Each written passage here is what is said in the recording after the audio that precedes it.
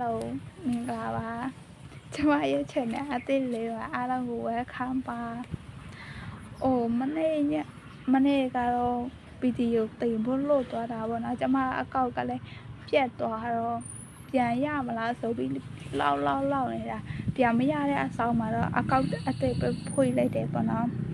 ဒီနေ့ပါတိုက်တယ်လာကြည့်မယ်ဆိုတော့ကိုယ့်ရဲ့အောင်မြင်ရေးလမ်းကြောင်းမှာအထောက်အပံ့တွေရှိတာဒါဖိုင်1ဖိုင်2ဖိုင်3ဖိုင်1မှာကတော့အကျယ်ကလေးကအောက်ဆောင်မှာရှိနေဖိုင်2မှာတော့အကျယ်ကအလယ်မှာဖိုင်3ကတော့အကျယ်ကအပေါ်ဆောင်မှာအဲ့ဒါကိုကြိုက်ရဖိုင်လေးတစ်ခုကိုရွေးလိုက်ပါရှင်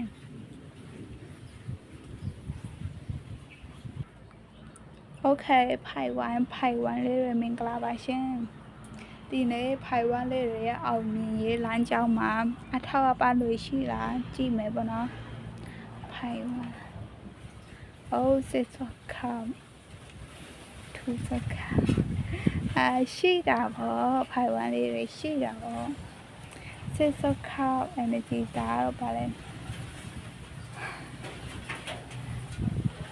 ကျမလည်းအပန်ထွက်တဲ့အသေးချာမဖတ်တာလို့မဖတ်ပြတော့ဘူးဒါပေမဲ့ဒီမှာခံစားမိ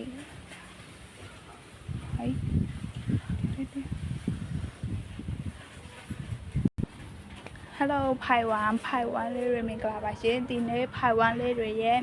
အောင်မြင်ရေးလမ်းကြောင်းမှာအထောက်အပံ့တွေရှိလားကြည့်မယ်ပေါ့နော်ဖိုင်စစ်စခါ2 up ခါရှိရပေါ့ဒါbracelet ပေါ့ဒီလိုဖောင်းမယ်ဒီမှာအရာလှတယ်သူ့ရဲ့ပိုင်းမှာဒီအင်ဂျယ်ကမှသူ့ရဲ့ပိုင်းမှာကိုပန်းပွေလေးတစ်ပွေးရှိရအထောက်ပံ့လို့ရှိလားဆိုတော့ရှိတယ်လို့မြင်ရတယ်စစ်စောခကိုယ့်ရဲ့ပတ္တနာလေးဖြစ်နေတယ်ကိုယ့်ရဲ့ပတ္တနာဒါမှမဟုတ်ချစ်သူမရှိတဲ့သူတွေဆိုရင်တော့ဒီမှာလည်းမပြောတတ်ဘူးအဲ့တော့ကတ်လေးထပ်ဆွဲလိုက်ပါမယ်ဒါမှမဟုတ်အောင်မြင်ရဲ့လမ်းကြောင်းမှာဒီမှာတို့ရဲ့ပိုင်းမှာပန်းလေးတစ်ပွေးရှိရဒီအင်ဂျယ်ကမှနော်ကျမခံစားမိတာကိုဝန်ရှိရဲ့လူတွေပါလားလို့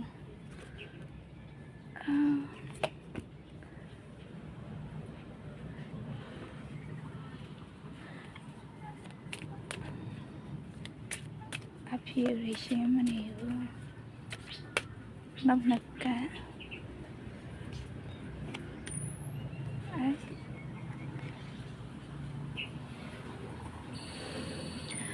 ဖိုင်1လေးတွေအောင်မြင်ရေးလမ်းကြောင်းမှာထောက်ပံ့လို့ရှိလားဆိုတော့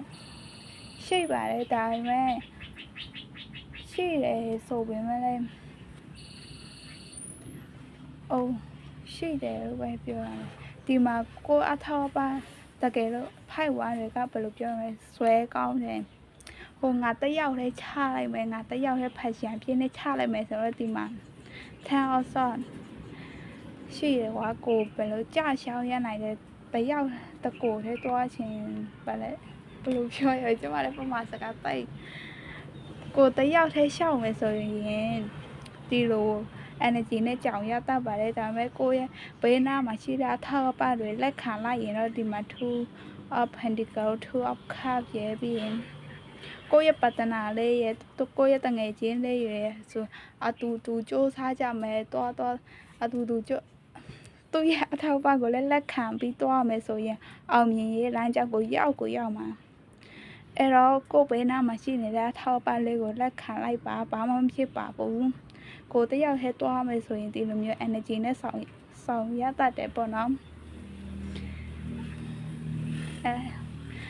နောက်အင်ဂျယ်ကလေးတကထဆွဲချင်တယ်အဲ့တော့နောက်လေးတကလေးဆွဲလိုက်မယ်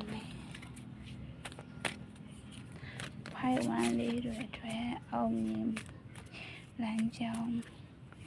ဒါတော့ဂိုင်းလေးပေါ့နော်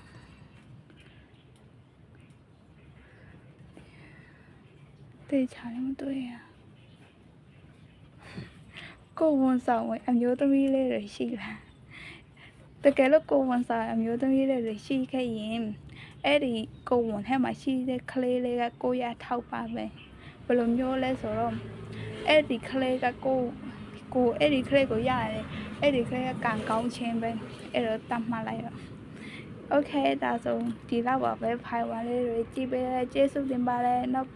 reading တွေကြမှာထပ်တွေ့ကြမယ်နော်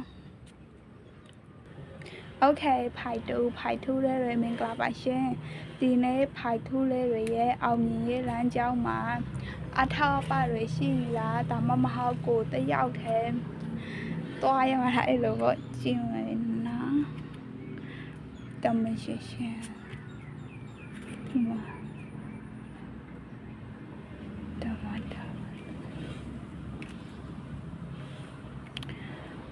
ဒီဖိုက်တူလေးမှာတော့ဒီမှာကြည့်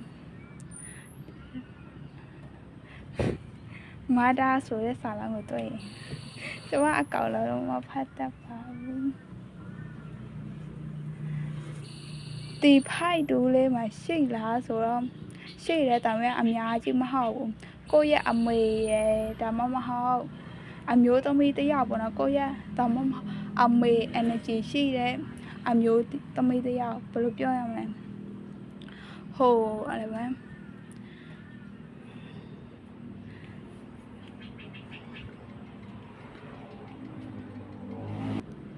ဒါမှမဟုတ်အမျိုးသားလေးဖြစ်နေတယ်ပေါ့ဟို family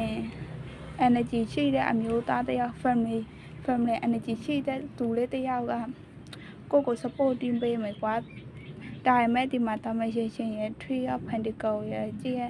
ဒါတော့တမရှိ energy နဲ့ကိုပါမဆိုလောက်နိုင်တယ်အော်ကလေးပေါ်ဒါပေမဲ့မယူချင်โอเค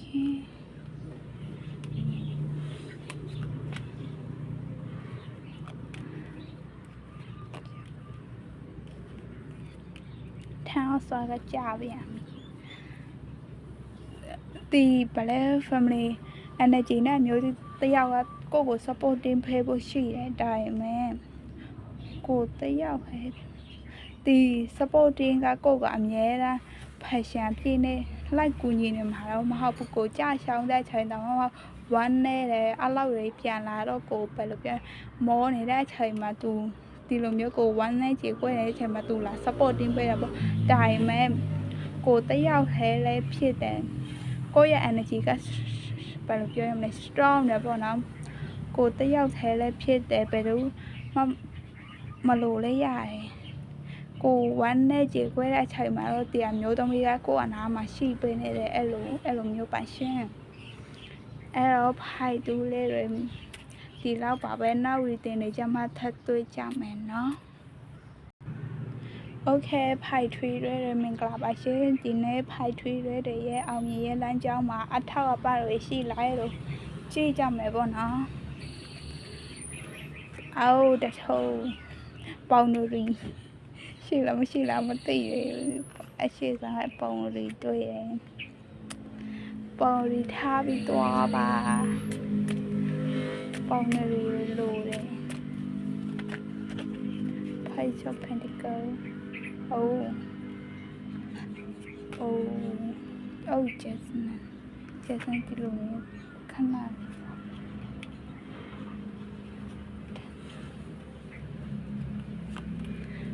ဖိုက်ထွေးရဲမင်္ဂလာဆောင်ဖို့စီစဉ်နေတာမျိုးတွေရှိလားပေါ့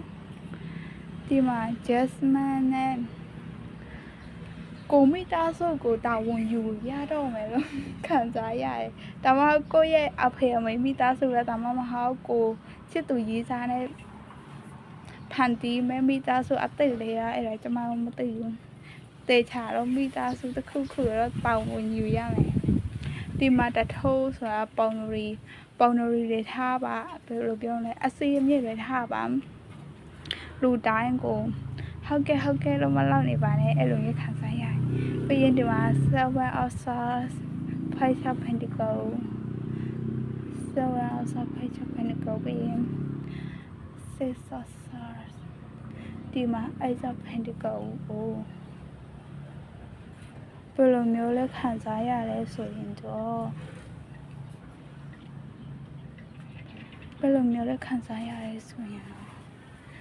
ပေါ်နိုလေးထားအိုးကျမ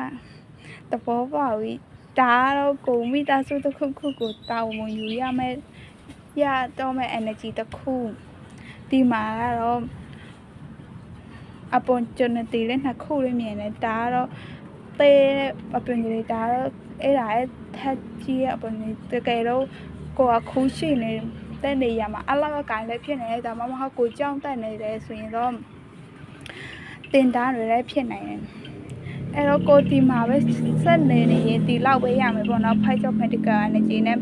အနေငယ်လာရမယ်တကယ်လို့ကိုဒီကနေထွက်သွားပြီးဒီမှာကိုက opportunity လေးတစ်ခုဆောင်ရရှိတယ်ဒါကတော့အဲ့ကြောင့် medical ဆိုရင်ဒီထက်ပိုကောင်းတဲ့ opportunity လေးကိုလောက်ကမ်ပေးတာပေါ့နော်အဲ့တော့ကိုရွေးချယ်ပါဟာဒီနေ့ကျွန်မကြည့်ရတိုက်တယ်ကတော့ကိုရဲ့အောင်ရင်လမ်းကြောင်းမှာဘယ်အထောက်ပလေးရှိလိုက်တာကျွန်မလာကြည့်ရတာ opportunity လေးတွေတွေ့ရတော့အထောက်ပါကမရှိဘူးလို့ထွက်တယ်အထောက်ပါကကိုအထောက်ပါလေးရချင်တယ်ဆိုရင်တော့ကိုကောက်ွယ်ပါကိုရထောက်ပါပါပဲဒီမှာတထိုးကတော့ပေါင်နရီဘယ်လိုပြောရမလဲခြံစည်းရုပ်လိုမျိုးတော့လူတိုင်းကကိုဘယ်လို welcome မလောက်ဘူးကောင်းတဲ့လူတွေပဲလောက်တယ်မကောင်းတဲ့လူတွေဆိုရင်ကိုတားဆီးထားတယ်အဲ့လိုမျိုးလေရတော့တားရဲ့အဲ့တော့နားလေမယ်လို့ထင်ပါတယ်ရှင်ဖိုင်ထွေးလေးတဲ့မင်္ဂလာကြည့်ပေးတဲ့ကျေးဇူးတင်ပါတယ်နောက်ဗီဒီယိုလေးကြမှာထပ်တွေ့ကြမယ်နော်